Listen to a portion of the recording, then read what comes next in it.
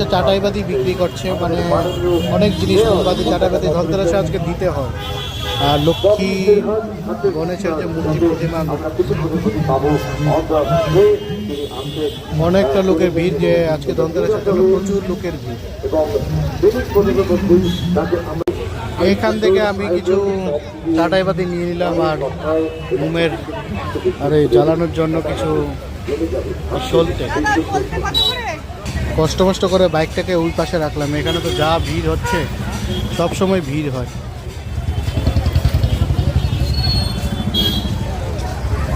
দিওয়ালির জন্য, যে দীপাবলির যে জন্য যে ঘর সাজানোর যে জিনিসগুলো এখানে রয়েছে, অনেক দোকান বসেছে এখানে। দীপাবলির জন্য প্রত্যেক বছরই অনেক জিনিস বয়। আর বেলাঘাটাতে প্রচুর বড় একটা পুজো হয়, আজকে মনে হয় উদ্বোধন হবে।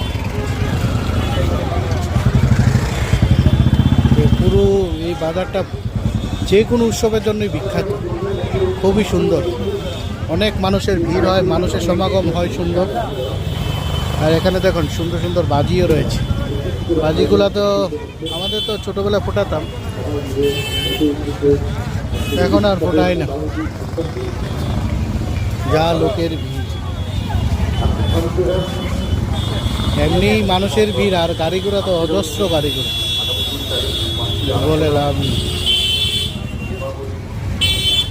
একটা ঝাড়ু নিলাম এখন, ঝাড়ুর দোকান, ঝাড়ুগুলোর তো প্রচুর ডিমান্ড আছে। আমাদের থেকে এখন যে ফুলগুলা যারা বসছে তাদের ডিমান্ডটা অনেক প্রচুর ডিমান্ড। তো আমি কয়েকটা চাটাইবাতি নিলাম আর কয়েকটা ঝাড়ু, একটা ঝাড়ু নিয়ে বাইকে করে এখন চলে যাব। খুব সুন্দর করে সাজিয়েছে এটা জায়গাটাকে। প্রত্যেক বছরই এখানে এই লাইনে প্রচুর পুজো হয়। এই যে দূরে যে প্যান্ডেলটা দেখা যাচ্ছে, এটাই বেলেঘাটার মধ্যে সবচেয়ে বড় পূজা হয়। সারা বেলেঘাটা খুব সুন্দরভাবে আলোকিত হয়ে আছে, দারুণ লাগছে। আজকে মনে হচ্ছে উদ্বোধন হবে। পুরো টাউনটাই অটো চালাচ্ছেন তারা একটু সাবধানে আলোকিত হয়ে আছে।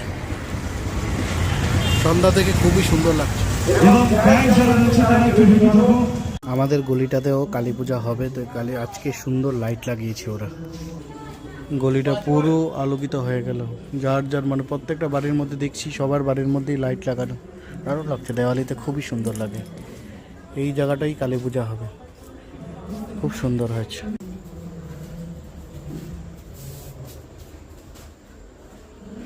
প্রদীপগুলো এনে এখানে ধরালাম, একটা ছাদে দিয়েছি আর বাকিগুলো ঘরের